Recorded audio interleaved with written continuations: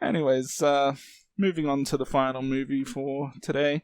We've got Searching, which actually had a bit of a limited theatre run, at least over here, and I'm sure it did in the US. It's about a man who he's lost his wife, I think, to cancer. Was it cancer? I can't recall now. I think it was some type of cancer. Some type of, cancer type ailment. So, and now he appears to have had his daughter go missing. So he must essentially interrogate his way through the web and social media, and he has to go through all that just to find out what's happened to her. Is she still alive? What's happened to her? It's pretty thrilling stuff, I guess. I was pretty much on the edge of my seat during most of the movie. It has quite a lot of twists and turns, and you start thinking, okay, it's this guy. Okay, no, it's not him. It's this person, or this is what happened, and they really take you on a bit of a ride, I guess, until you get to the actual conclusion as to what happened to, or the situation. It's quite a unique movie, I guess, in its presentation. We see a lot of the point of view just from someone's desktop computer. I guess you could say it's someone took the idea of those Unfriended movies and actually put some thought into it and decided to actually write a decent movie, I guess. I'm going to assume you did not like Unfriended. Well, I saw the first one and, it's pretty mediocre type stuff, and I heard the sequel to that was a bit better, but I never bothered with it just yet. But no, I thought this was, quite a unique movie, and there's a lot more meat to it than, like those Unfriended movies or any of these other online-driven type movies. So I've never seen Unfriended, though.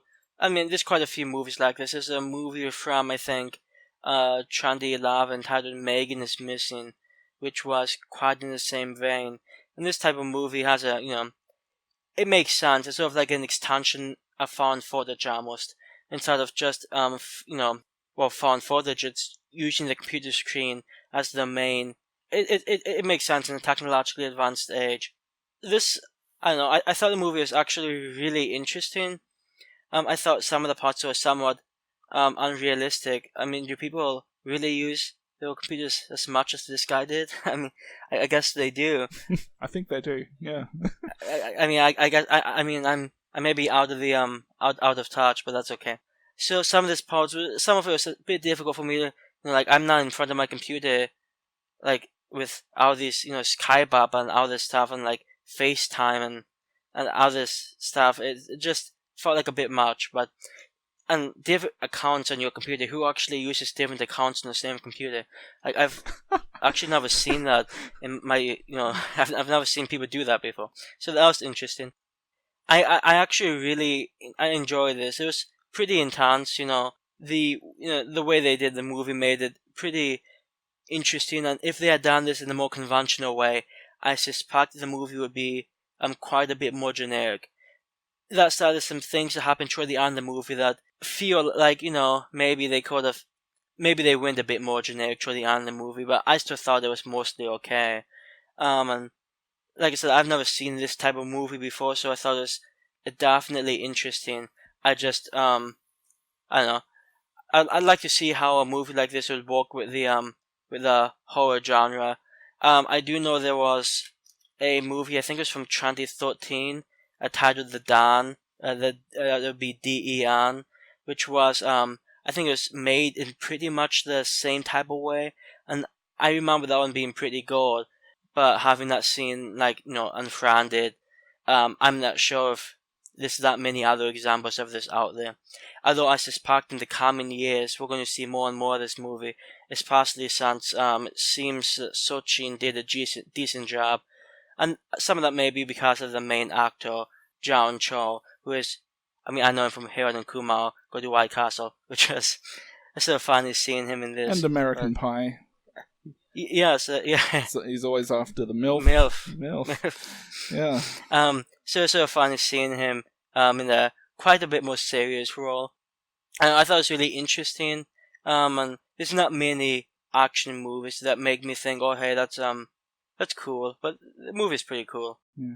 And I'm kind of out of touch as well with the most recent cutting edge technology that people use. You may even be further from that than I am. I have a torn on tablet. Yeah, but I'd say it's pretty spot on with how people use technology these days. I think there's a lot of people out there who are just always constantly on their phones and computers and using FaceTime, Skype, and it is just like a constant every hour of every day type thing, unless you're actually out and about outside the house. And even if you were outside the house, you'd be on your mobile phone probably. So, I mean, I personally don't use my mobile phone all that much, and I prefer using desktop computers. And yeah, so you and I are probably a little further from what the current generation do with their technology. You talked about how it's sort of like a found footage movie. That's actually something I was going to ask if you considered it a found footage, because a lot of it does take place, from a camera type point of view. Technically, I'm going to get really anal on this definition. Technically, found footage to me implies that it takes place at a later date, like they find the footage later, and this was also like present time footage. So, I don't know. I think the presentation is very close. I think this type of movie has a specific type of subgenre name, but off the top of my head, I forget what it is. In my opinion, I sort of consider it not necessarily found footage, but maybe like the brother found footage, or maybe a son, stepchild. I don't know. It's definitely very related. Like in my opinion, if you don't like found footage movies just on principle, I sort of feel like you might not necessarily be able to enjoy this type of movie as much as other people do. I mean, it was a pretty suspenseful. It was kind of suspenseful and thrilling. Like I said, it's got a lot of twists and turns. I think the main thing with this one is that it just doesn't have any, those memorable type scenes that you'd go back and specifically watch that one scene. It doesn't really have anything like that. I also have watched that guy punch the movie theater dick out again. That was pretty funny. Yeah. I like the YouTube comments for that, by the way. Those are, I sort of like how realistic, with the YouTube comments, just this very serious story about these people. Oh, the father probably killed, or like, yeah. It is just so funny. It's totally realistic, so I enjoyed that. Yeah. So it's a pretty good ride, but I didn't think it had any of those scenes that after the movie's done, you'd go back and say, oh, I have to see that scene again. I just want to say I wish I had an uncle as cool as this young girl did. So. Well, you mean after we find out what really happened, yes, rather than before, yes. where we're thinking, okay, maybe he's done something sexual. Yeah, I as soon as that subplot came up, I thought, hey, this is really interesting. But I'm thinking there's no way they could actually have it be some type of incest thing, and they obviously, we saw where they went with that. But I'm thinking that's way too easy in a way. Yeah. So I'm happy they made it what it was. So. That's what I was talking about.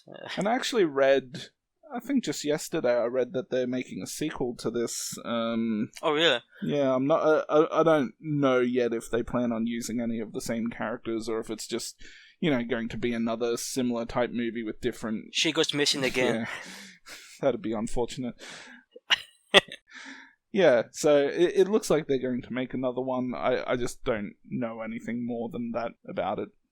But a lot of people seem to actually really enjoy this movie, at least, as a one-time viewing. Once again, like I said, without having any memorable scenes, and I think the strong part of this movie is how it keeps you on the edge of your seat, so you're kind of really interested in knowing what's happened, but now that you've watched the movie, you've found everything out, the movie loses that value. You can't really watch it again and have the same on the edge of your seat experience with it. I will say, this is, maybe I'm really easy to please, but there was one scene that I really liked because it was, so tense. And it's toward the end, and I don't want to spoil anything in case you haven't seen this movie. But it's just, the characters are going someplace, and then one of the characters said it rained like 2 days ago, And then that, as soon as the character said, "Hey, it rained 2 days ago," I'm like, "Oh God, that might mean this," and so it led to a little more, maybe slightly more optimistic ending than you might expect. But I thought it was just in that 1 second, "Hey, it rained 2 days ago." It's like, "Oh, hey, this is going to be pretty cool." Yeah. So with searching, I had a really good time with it. I just don't think it has a whole lot of replay value, mainly because it doesn't have those standout. I mean, it's got standout moments during the movie, but nothing that I would say I gotta go back and see that scene again. So while it did keep me on the edge of my seat throughout, I just don't think there's a whole lot calling me back to watch it again. I'll give it a 7 out of 10. I was thinking of giving it an 8, but yeah, I just, that replay value is kind of lost once everything's unfolded and you know everything that's happened, and I can't envision myself watching it again, enjoying it as much as I did the first time. I agree for the most part. I'm actually going to give this an 8 out of 10. And the one thing about the rewatchability I wanted to bring up is that if you're watching it yourself, yeah, it's not going to be the same type of experience. But this is the type of movie where I feel like I could, find a friend or family member saying, "Hey, you should watch this," maybe just 2 or 3 days later after the first scene and say, "Hey, you should sit down and watch this," and I feel like we can have fun that way. And I think there's enough suspense, that some of the scenes are going to, still mostly work out. And also, I'm sure if you watch this, I know I watched a few scenes again because there were some scenes early in the movie which sort of referenced the end of the movie. Just very small things, when you're looking through names and stuff. But I thought, hey, that's pretty well hidden. I sort of like how they did that. So there's some small things that, in my opinion, sort of make rewatching it maybe worthwhile. So I really enjoyed this one.